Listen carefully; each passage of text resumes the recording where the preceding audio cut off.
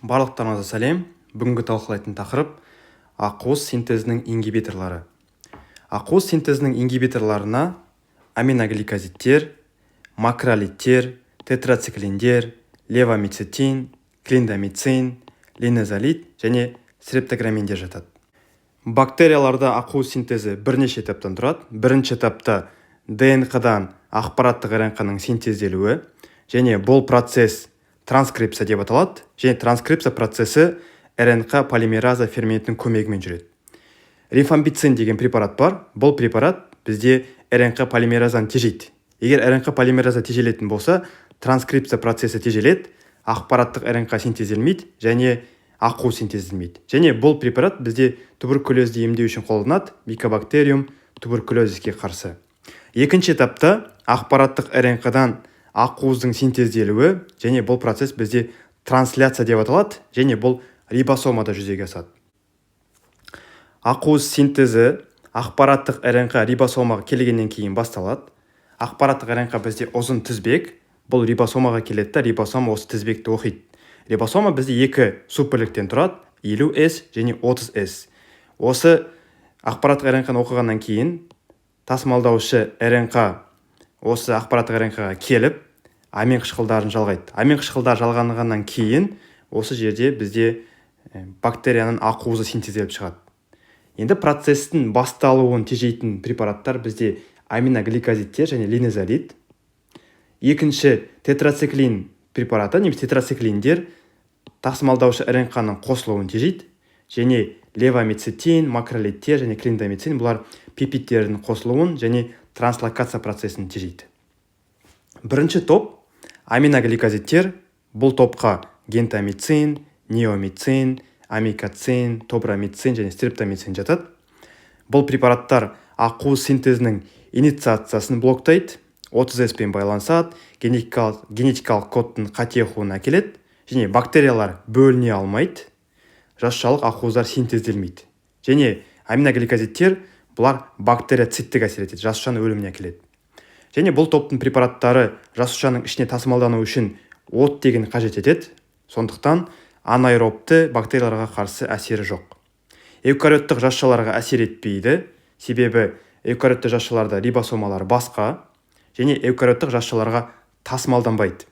Жасуша ішілік организмдер бар. Мысалы, мына эукариоттық жасуша болатын болса, осы жасушаның ішінде өмір сүретін жасуша ішілік паразиттер бар. Оларға жатады рикетсиялар және хламидиялар. Осы рикетсиялар мен хламидияларға қарсы аминогликозидтердің әсері болмайды. Жасуша ішілік организмдерге әсері жоқ. Аминогликозидтер ауыр грамм теріс инфекцияларды емдеу үшін қолданылады. Көбінесе жалғыз қолданылады, немесе басқа препараттармен, мысалы бета-лактамды антибиотиктермен, цефалоспориндермен комбинация ретінде қолданады. Негізінен грамм теріс инфекцияларға әсер етеді, бірақ грамм оң бактерияларға да әсері бар. Стрептомицинді туберкулезге қарсы қолданамыз. Ол ескі препарат, қазіргі кезде басқа препараттармен бірге қолданылады. Және неомицин препаратын ішек операциясына дейін беріледі. Негізінен аминогликозидтер тек қана бұлшықетке немесе көк тамырға парентеральды қолданылады, бірақ неомицинді ішек операция кезінде таблетка ретінде береді. Ішекке барады, бірақ ішекте дұрыс сіңірілмейді. Ішекте бұл препарат қалады. Сол себептен тоқішекте бактерияларды азайтады. Және бұл препарат көбінесе эритромицинмен бірге беріледі. Енді жаңа айтып өткендей, бета-лактамды антибиотиктермен бірге тағайындалады, өйткені синергетикалық әсер етеді.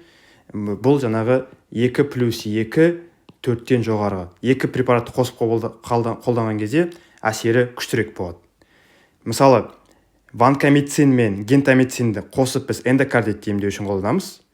Және ампицилин және гентамицин препаратын қосып біз жаңа туған нәрестелерде менингитті емдеу үшін қолданамыз. Және пиперацилин, тазобактам плюс тобрамицин препаратын біз псевдомоналарды емдеу үшін. Аминогликозидтердің жанама әсерлері. Ең бірінші жанама әсер ол ототоксикалық, 8-ші бас сүйек нервісіне токсикалық әсер етеді, және есту қабілетін төмендетеді, есту қабілетін жоғалуына алып келеді, немесе тепе-теңдікті бұзады.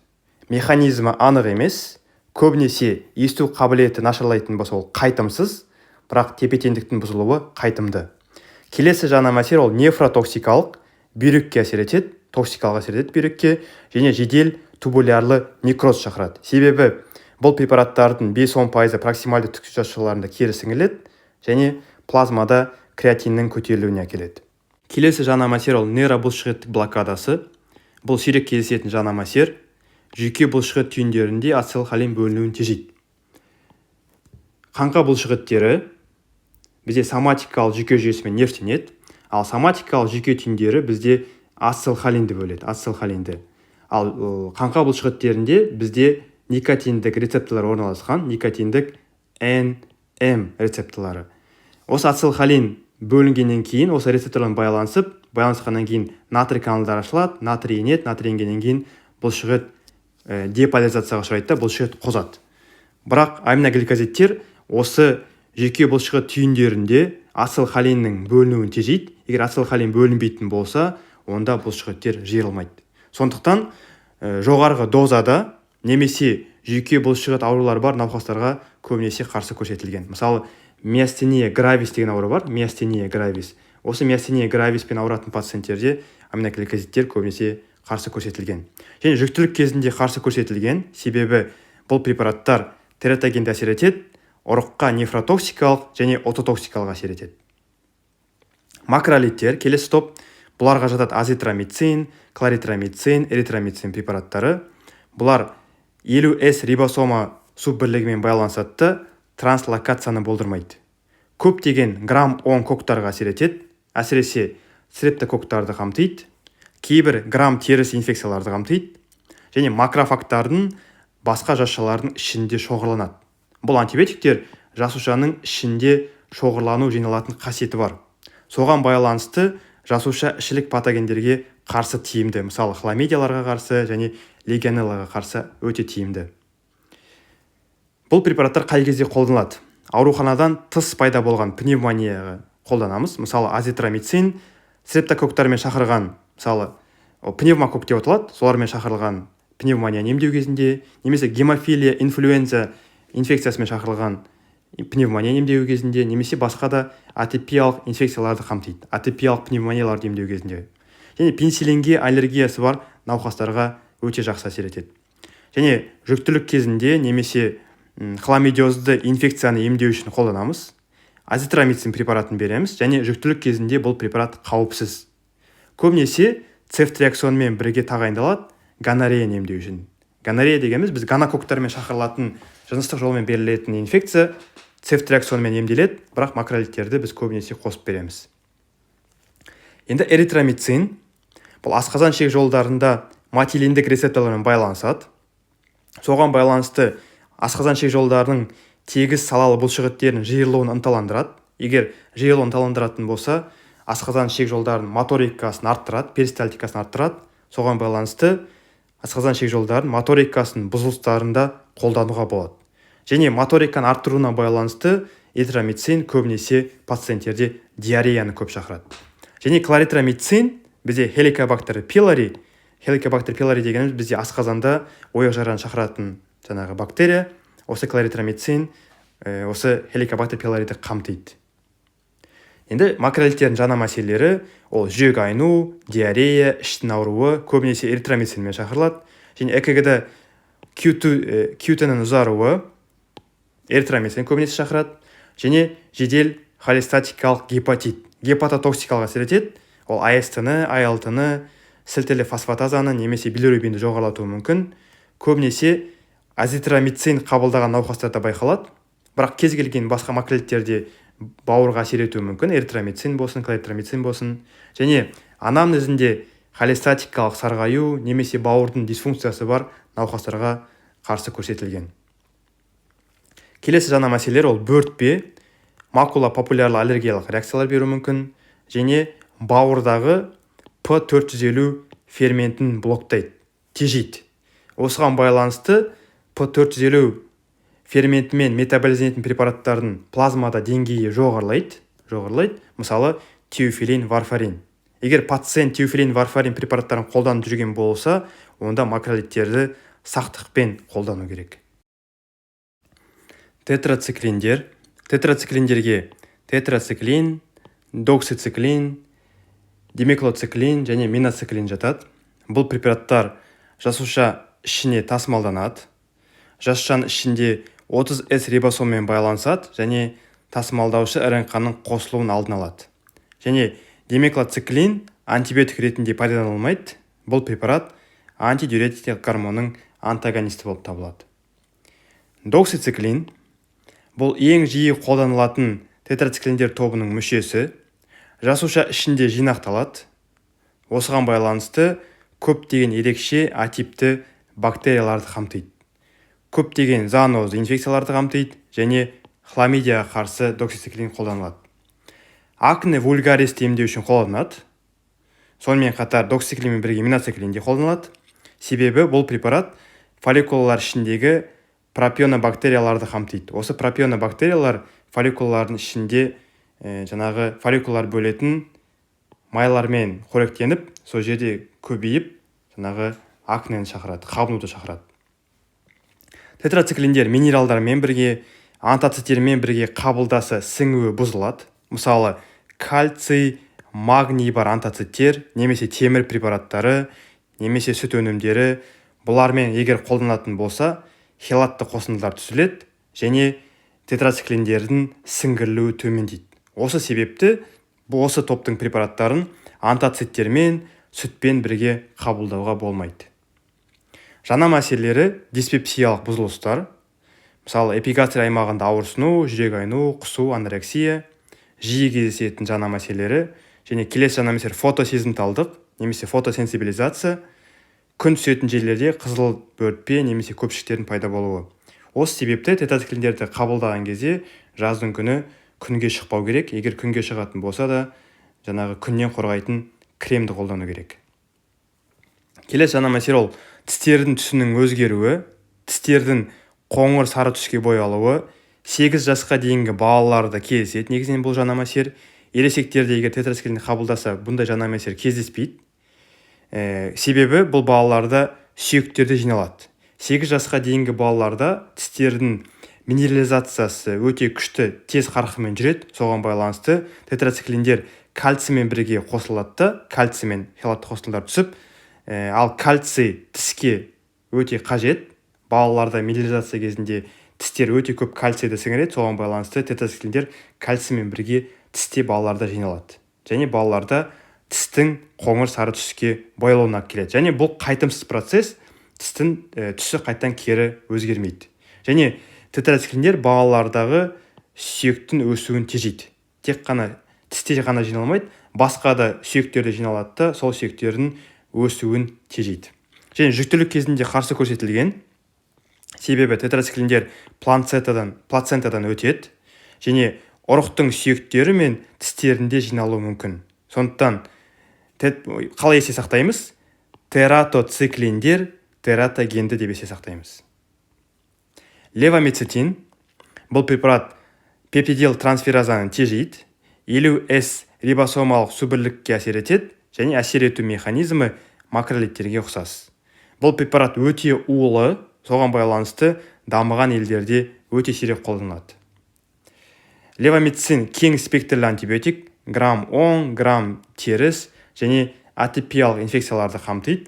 Жүктілік кезінде доксициклиннің орнына қолдануға болады, рикетцияны қамтиды, бірақ левомицетинді тек бірінші-екінші триместрде қолдануға болады. Ал үшінші триместрде қолданатын болса, бұл препарат сұр нәресте синдромын алып келеді. Сұр нәресте дегеніміз ағылшынша айтқан кезде Gray Baby синдром.